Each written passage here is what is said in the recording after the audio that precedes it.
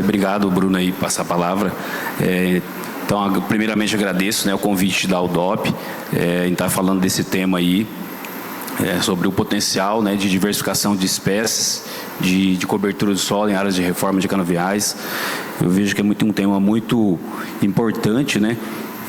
Não é um tema atual, mas que vem cada vez avançando aí no conhecimento. Tem muitas empresas hoje aí fazendo mix, né, de espécies, de cobertura. Então isso vem buscando, né, cada vez mais a diversidade do sistema e a saúde do solo. O solo é o nosso maior patrimônio, né? Então a gente precisa, as culturas passam, né? A cana passa, né? A soja passa, o milho passa, mas o que fica, né, é o solo. Tá? Então a gente tem que trabalhar essa questão da biodiversidade do solo e buscando, né, sustentabilidade do sistema como um todo. Então, para minha apresentação aqui, eu vou abordar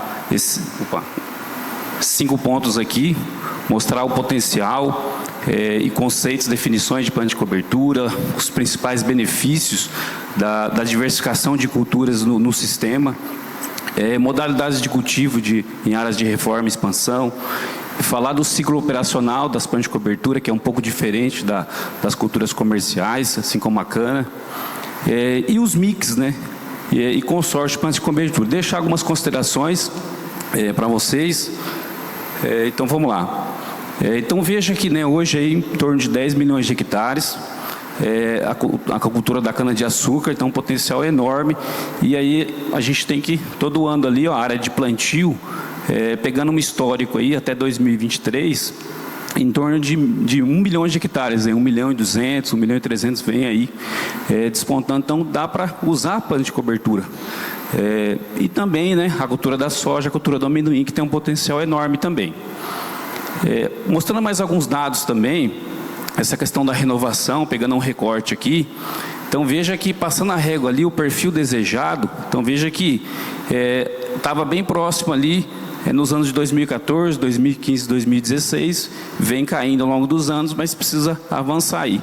A produtividade ainda está baixa, né?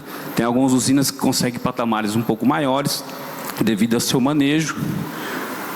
Então veja que a gente pode avançar bastante ainda aí. E a média aí de número de cortes é em torno de 3,3, 3,8. Então a gente precisa renovar esse canavial aí. E o que colocar nesse canavial? Quais espécies, né? Então não existe uma espécie ideal. A planta de cobertura, ela vai ajudar no sistema. Nunca você pode usar sozinho. A gente está na era também dos biológicos. Então, se procurar, se conseguir colocar, né, inserir um biológico também é interessante, pensando nessa questão de manejo biológico, aumentar a matéria orgânica, né, fazer a ciclagem de nutrientes, pode ajudar bastante no sistema. Então, veja onde a gente está localizado, né, as usinas aí, no estado de São Paulo, grande, né, o maior produtor do estado de São Paulo aqui. Não estou conseguindo. Opa! Aqui no estado de São Paulo, né, maior concentração das usinas, e também no Nordeste. A gente tem que preservar a área da Amazônia. E nós estamos migrando, né, para onde que a cana está se expandindo? A cana está se expandindo para áreas marginais, tá? Áreas com problema de déficit hídrico. Veja que eu coloquei esse gráfico aí, mostrando aqui a questão do déficit hídrico. Veja aí, né, em novembro, né, em dezembro, em janeiro, isso vem intensificando cada vez mais e sempre, né, acontece o efeito combinado, tanto, né, dessa questão da deficiência hídrica, do veranico, que a gente conhece aí, mais a questão da temperatura. Então a gente tem que procurar tecnologias, né, e as plantas de cobertura podem ajudar aí. Então aqui na região do Oeste Paulista, safra 2018-2019, altitude aqui de 350 metros, solo aí já tendendo a textura arenosa, né, textura média aí, mas grande maioria dos argissolos. E aqui um outro resultado também, um outro dado também mostrando. Então veja aqui, ó, na região de Piracicaba e Ribeirão Preto, o déficit hídrico em vermelho aí é bem baixo, mas veja para onde que a gente está migrando aqui, ó, para Porto Nacional, né, Grajaú. Então esse déficit aí é cada vez mais intenso, né, essa questão aí. Então uma pergunta para vocês: qual que é os principais critérios, ó, ou fatores, né, de renovação do canavial. Independente, né, isso independente da usina. Então aqui, estou elencando os principais fatores. O histórico de produtividade, né, à medida que vai caindo a produtividade, e aí a gente tem que renovar esse canavial. Estou colocando ali em média 60 toneladas por hectare, mas aí cada usina tem o seu teto produtivo para fazer a renovação. Necessidade de substituir genótipos, né? Quanto mais buscar genótipos, né? Essa questão da interação genótipo, ambiente e manejo é importante. Até foi falado na palestra anterior a questão da broca, né? A questão de praga. Problemas fitossanitários que vem avançando cada vez mais, problema de nematóide, de pragas, como a broca, né, que acabou de falar aqui, os patógenos, principalmente patógenos de solo. Por quê? Porque o sistema, pessoal, acabou desequilibrando. Em algum momento ele desequilibrou e aí entrou aí os problemas fitossanitários. Necessidade aqui de práticas corretivas. Você precisa fazer, né, o solo se acidificou. E aí você tem que fazer, né, fazer a calagem, às vezes fazer uma gessagem, fazer uma fosfatagem, pensando em renovar esse canavial. Corrigir presença de camada compactada. Hoje é um problema muito grave, né? Não só na área de cana-de-açúcar, mas também na área de grãos. Também aí se estima aí 50%, 60% da área aí com problema de compactação, e a cana-de-açúcar, né, cada vez máquinas mais pesadas, e aí essa compactação fica ali, né, entre 10 e 30 centímetros de profundidade. E a gente precisa achar mecanismos para voltar nessa estrutura. Você perde nessa questão da infiltração de água, né, a resistência à penetração, porosidade, né, a macroporosidade. E aí também tem a possibilidade aqui de aumentar os lucros, né, diante do custo de implantação, em sucessão, rotação e meiose, com culturas comerciais. Na média, né, em torno de 15% a 20% aí, de reforma de canavial. As usinas, né, todo ano aí tem que reformar aí independente do tamanho da usina, né, tá? Então precisa reformar essas áreas aí, dentre outros, né, entre outros critérios aí. E a decisão de um fornecedor ou usina, né, em reformar com adubos verdes ou leguminosa.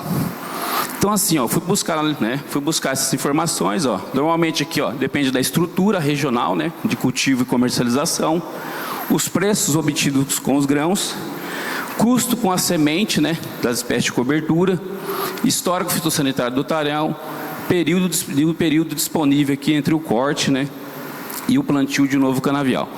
Normalmente aqui a maneira que é geral aqui, mais utilizada aqui as práticas, né, usar as plantas de cobertura aqui, em ambientes D e E, né, os ambientes aí marginais, e também as fabáceas, né, as fabáceas que entra aí a soja, principalmente o amendoim.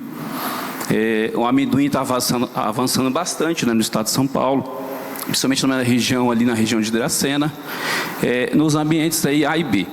É lógico que, né, pode haver aí também, né, intermediários aí também. Então, o que é uma planta de cobertura? Voltando ao conceito lá, então são plantas aí, um conceito bem simples, são plantas utilizadas, né, pensando aí na melhoria das condições físicas, químicas e biológicas do solo. Essas plantas, né, recebem vários nomes na literatura, né, começou com adubos verdes, né, planta, hoje o termo mais correto é planta de cobertura, porque antigamente a gente incorporava essas plantas de cobertura no solo, hoje você não incorpora mais, só em algumas situações específicas. Também chamada aqui, plantas recicladoras, plantas recuperadoras, plantas protetoras do solo, né, condicionadoras, e mais recente agora plantas de serviço, né, plantas de serviço do ecossistema, porque elas têm essa capacidade de mudar a história do solo. É lógico que isoladamente ela não vai fazer isso, né? Precisa de mais ferramentas, mais tecnologias, né?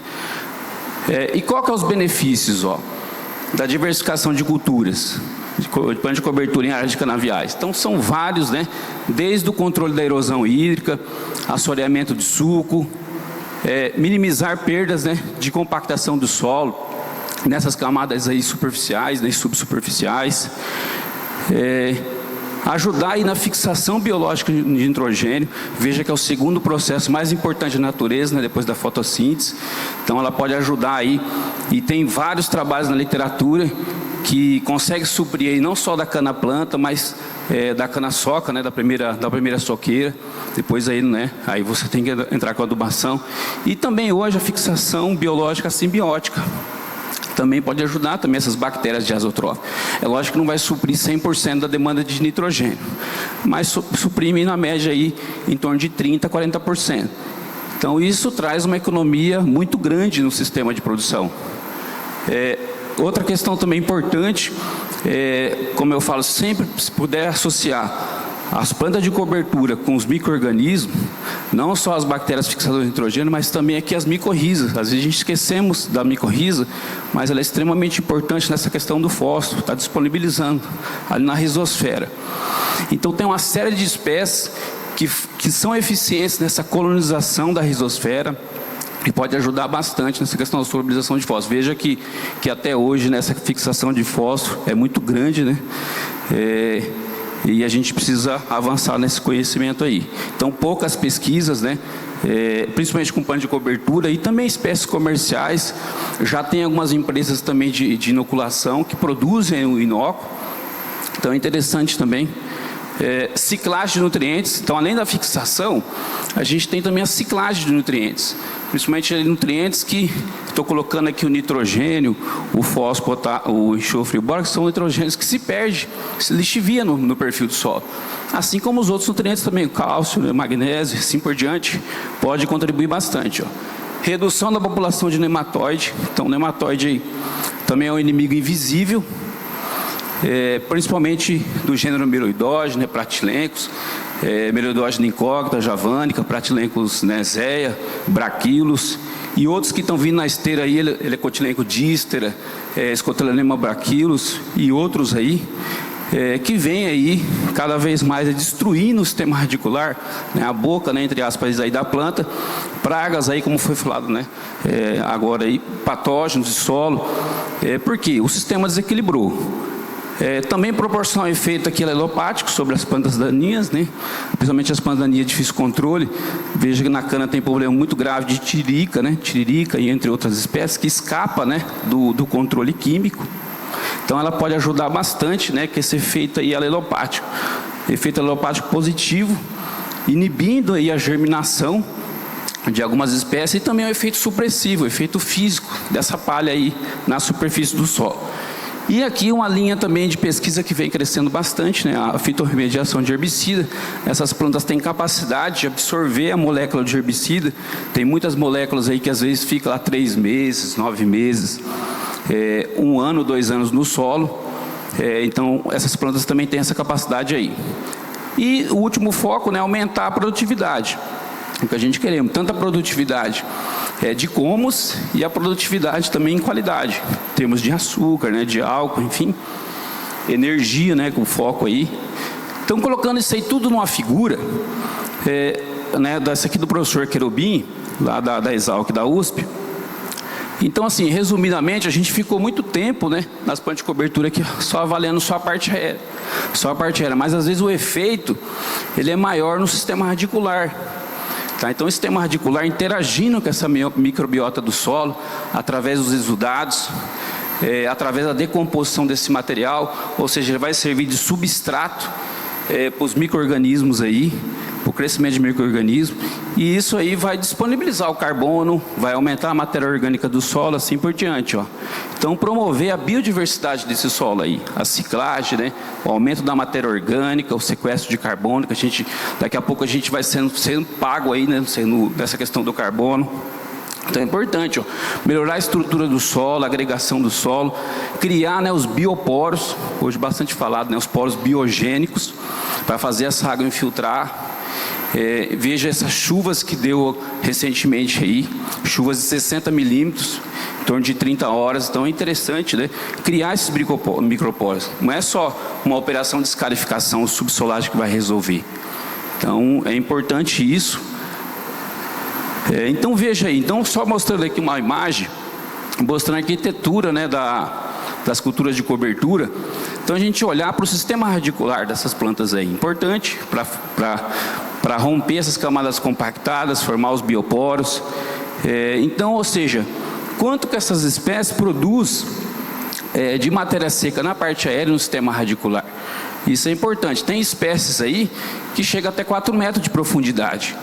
Tá? Então isso é importante. E aí se a gente colocar um biológico, é mais interessante ainda. O efeito ele é mais pronunciado. Então aqui com plantas de cobertura, uma imagem também sem plantas de cobertura, essa questão dos exudatos, interagindo com a microbiota do solo. Então você pegar tudo que é produzido na fotossíntese, em torno de 30% a 40%, ela interage com a microbiota do solo. Grande parte dessas bactérias, né, fungos aí que são usados no inoculante, são bactérias de solo, né, que foram isoladas, né, e produzidas em escala comercial. Então por que não investir, né, em adubação e inoculantes para as plantas de cobertura também? Então vejo um mercado também fantástico, né, assim como nas espécies comerciais. Então essa visão aqui, então existe, né, essa interação física, química e biológica, que aí vai promover o desenvolvimento de raízes, né, e também aumentar o reservatório de água desse solo. Veja as secas que a gente está enfrentando. Então a fixação biológica é interessante aí, aqui na cultura da soja, né? Assim como outras espécies também que pode estar ajudando nesse potencial aí. Então veja aí, ó, tem espécies aí chegando até 450 quilos. E é importante falar isso, que esse nitrogênio é um nitrogênio orgânico, vai ficar na matéria orgânica, que ele vai ser decomposto e vai ser mineralizado no sistema, em profundidade. Então aqui você pega a mucuna preta, ó, 120, 220, né? As crotalárias aí, que também ajudam, né, nessa questão do controle biológico, principalmente de controle de nematóides, de fungos de solo, que o sistema desequilibrou. Ó, tem vários trabalhos na literatura, estão aumentando aí, né, acumulando aí, aqui eu coloquei de macronutrientes as principais espécies usadas no setor de cana-de-açúcar, principalmente aí ajuda nesse aporte aí de nitrogênio, né, de potássio, cálcio, magnésio, entre outros nutrientes aí. Então o maior acúmulo aí, ó, na Crotalária júncia, na Crotalária expectabilis, no guandu e feijão de porco.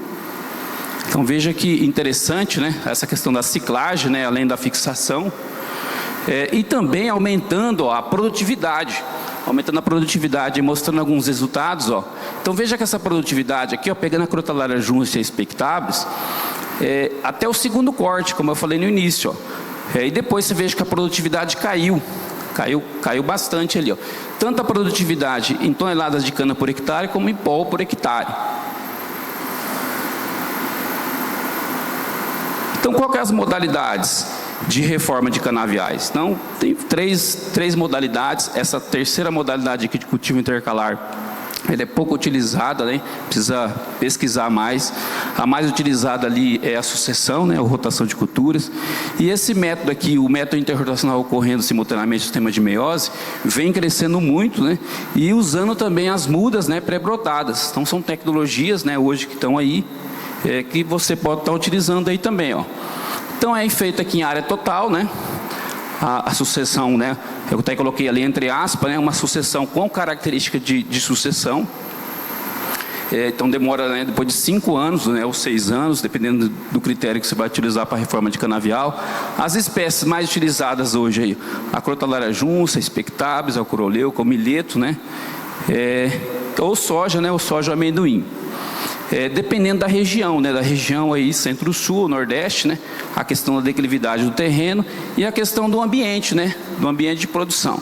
Então, de uma maneira geral, essas espécies, ó, você tem maior produção de massa. Se eu seguir aqui para o lado direito, ó, eu tenho aqui maior produção de massa seca, né, e nitrogênio aqui aportado. E também velocidade de crescimento. Então veja que essa Crotalária júncia aqui, em torno de 50 dias, né, 50 já está florescendo já. A Crotalária expectabilis, a velocidade de crescimento é um pouco menor, a altura, né, essa questão da altura da biomassa. Mas se você olhar por outro lado, em termos de controle de nematóide, ela é muito eficiente, né, a Crotalária expectabilis e a coroleuca, controlando nematóide de galhas, né, nematóide de cisto, nematóide de lesões, né? E outros nematóides que estão vindo aí na esteira aí também junto, né? Porque o sistema desequilibrou. Essa questão do ambiente de produção, então veja aí, ó, no ambiente A e B aqui a soja, o amendoim, e no ambiente aí D e E, né, a Crotalária juncia e a Spectabilis, mais utilizadas aí.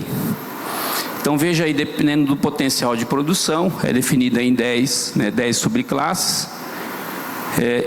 O método interrotacional, ocorrendo simultaneamente, é para reduzir, né, lá, então é feito daquela maneira ali, fazendo 2 linhas, ou até hoje aí uma linha, né, às vezes o pessoal reduzindo aí, usando aí mudas, né, pré-brotadas, visando aí reduzir, né, a quantidade de mudas aí, de 1,5 a 2 toneladas, e também reduzir, né, o transporte, reduzir os custos de implantação de torno de 40% a 60%, usar mudas pré-brotadas, né, e as plantas de cobertura mais utilizadas hoje, ó, Crotalária juncia, Spectabilis, Eucoroleuco, feijão de porco, Lab-Lab, a mucuna preta, né, mucuna cinza, verde. Ou culturas comerciais, né, como aí a soja, amendoim, também o feijão o caupi, né, o girassol, o nabo forrageiro e assim por diante. Então veja que o potencial é enorme aí, ó. Aqui só mostrando aí, né, só ilustrando aí, aqui o plantio lá de MPB e as culturas que eu posso vir intercalares. Então aqui as linhas de meiose, das 2 linhas aí, e aí a oportunidade de usar o mix. Então é interessante, né, o efeito maior, se você desses mix, hoje aí tem empresas que tem mix aí de 6, 7 espécies, né? Mas talvez aqui, né, o foco maior, como vai vir a sequência cultura da cana, usar mais o mix com leguminosa do que gramíneas, né? Pensando nessa questão do nitrogênio, né, no sistema, aportar nitrogênio. E a última, na terceira modalidade aqui, você associar junto com a cana, depois na cana planta, né, ou na cana soca, aqui no caso aqui na cana soca, mas você pode estar utilizando aqui depois que você faz a colheita, você entrar aqui semeando na entrelinha. É uma prática às vezes pouco, né, falada, né, e também a possibilidade de você associar aí com bactérias promotoras de crescimento, com rizóbio, barra de rizóbio aí, inoculando, né, e aí depois você desseca, né, com 60 dias ou 90 dias, e você continua, né, o manejo da cana. E fica esse resíduo aí. Aqui o caso aqui do tremoço, né, um exemplo aí, o feijão de porco, né, a Crotalária Spectabilis, que tem espécie aqui, ó, de baixo, né? Então a ideia aqui, ó, utilizar a espécie de baixo porte, arbustiva, né, crescimento rápido, usado aí na planta cana, né, ou nas soqueiras, né, do primeiro até o segundo corte, antes do fechamento do dossel, essa é a ideia. Depois você pode vir com 2,4-D, algum outra molécula aí para controlar. Recomendação de Crotalária Spectabilis, né, Breviflora, Guandu, Tremoço, feijão de porco, entre outras, né, exemplos aí. E aqui a questão que eu falei lá no início, a questão da operação, o ciclo operacional aqui das plantas de cobertura. Então é um pouco diferente, né, das espécies comerciais, que a gente vai manejar até no florescimento, ou um pouco depois. E o foco aqui, no caso, é a cultura da cana-de-açúcar. Então a gente tem que encarar como investimento, não como custo, tá? As plantas de cobertura no sistema. E aí, né, lá, ó, eu coloquei fazer preparo primário, secundários, corretivo, mas pensando, né, a gente construir a fertilidade do solo. Essa é a ideia. E, né, corrigir essa camada compactada, corrigir, né, essa questão da acidez do solo, e depois, né, lá, ó, e depois você manejar. Então tem que encarar como fosse uma cultura, ó. Se puder fazer um tratamento de semente é interessante, pode ser semeado a lanço, né? Tem equipamentos a lanço, ou equipamentos aí, né, em linhas, que dá para utilizar tanto na primavera e verão, né? Se for a lanço, utilizar um pouco mais. Essa questão do manejo também é importante, de pragas, doenças, pandemia, que às vezes o pessoal acha que é só semear lá e não cuidar da cultura, tem que estar monitorando. Não deixar, às vezes, problemas de pragas também, que migram, né, para as plantas de cobertura, e aí você não vai ter o efeito da produção de fitomassa, produção de sistema radicular, controle de nematóides, enfim. E depois é fazer o manejo, né? Pode fazer o manejo químico, né? Pode fazer o manejo mecânico. E hoje, né, até muitas plantas, às vezes, né, utilizadas também para alimentação animal, na integração lavoura-pecuária aí. Os mix, ó. Então hoje está crescendo bastante, como eu falei, essa questão dos mix. Muitas empresas comerciais Até lá na faculdade a gente tem parceria com algumas empresas, fazendo alguns trabalhos. Então o efeito do mix é interessante, porque uma planta acaba, né, complementando outra, né, tendo esse efeito da biodiversidade, tanto da parte aérea como do sistema radicular, mas tem que tomar um certo cuidado, porque senão você pode ter um efeito antagônico, né, em vez de um efeito sinérgico. Então isso é importante também, ó. Então aqui peguei essa figura também lá da última publicação do querubim, ó. Então ela pode ser utilizada em vários sistemas. Então aqui eu estou colocando na cana-de-açúcar, onde que a gente vai, né, tem essa janela muito curta, né, ali de final de setembro, outubro ali até março, né, para depois a gente vir com a cana de ano e meio. Então você veja aqui, então hoje as grandes empresas hoje, elas focam nessa questão do posicionamento, qual a cultura que você vai vir na sequência. E aí ela tem mix, né, para cada cultura. Aqui um trabalho mostrando, esse trabalho eu achei bem interessante do Conceição. É um trabalho de 10 anos, que foi feito aí de 2010 até 2019. Um trabalho, né, de vários anos. Veja que essas plantas de cobertura, né, aqui só estou mostrando a produção de matéria seca da parte aérea, ela não foi adubada durante 10 anos, né, com adubação nitrogenada. E olha que interessante a produção de fitomassa, né, produção aí. Então, veja aí que a média, né, chegando a 5 toneladas, né, 4 toneladas e meio. Então veja que da onde que ela está tirando essa adubação? Está tirando do solo. Tá? E isso depois pode ser disponibilizado para outras culturas, né, e protegendo o solo. Então hoje o grande foco disso, né, dessa questão dos mix aí, é você ter a proteção do solo, né, a proteção lá dos agregados, essa questão de assoreamento de sulcos e erosão, né, que esse foi o início, né, de usar as plantas de cobertura, controlar a erosão de solo, a erosão hídrica, e também fazer o aporte desse nitrogênio no solo aí. Tá? Então aqui, né, foi até se criado aqui nesse trabalho um índice de qualidade de resíduos, ó. Veja que o consórcio lá, ó, né, a aveia, né, a aveia preta, a ervilhaca, né, o naba, aí um exemplo, ele teve um índice de qualidade lá muito, né, alto lá, né, de média alto lá. Então é importante. Mas às vezes o efeito, dependendo da espécie, isolado também é interessante, dependendo do sistema. Então para mim fechar, né, a apresentação, eu vou deixar umas considerações finais. Então o conhecimento técnico hoje que tem de plano de cobertura e acumulado permite ganhos médios aqui de produtividade de ordem de 20 toneladas aqui na cana-planta, né, de combos aí com sucessão de leguminosas, né, comerciais. O efeito residual aqui é até o segundo corte, na cana-planta e cana-soca. A fixação o N da fixação de nitrogênio pode suprir a exigência da cana-planta em 100%.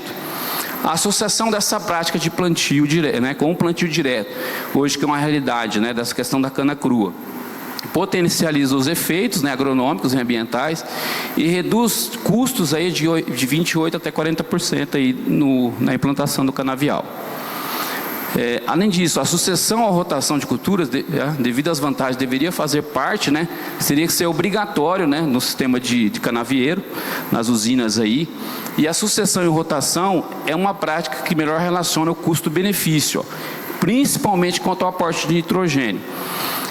Então conhecer, ó, as características da espécie, ó, usar semente de boa qualidade, né? Tem que tomar cuidado também, tem muito, né, pirataria, né, assim como em outras áreas também, buscando essa questão da qualidade, né, fisiológica, física, sanitária, porque senão você pode estar levando lá uma planta daninha, pode estar levando um nematóide.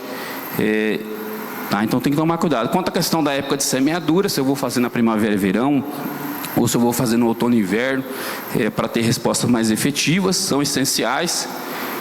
Então desafios, ó, a rotação ela é negligenciada como estratégia importante, né, no planejamento da reforma, e também uma falta aí de política pública, ó, de estímulo e parceria entre grãos, né, e plano de cobertura e o setor, né, e o setor canavieiro. Então essa era a mensagem que eu tinha que passar, me colocar à disposição.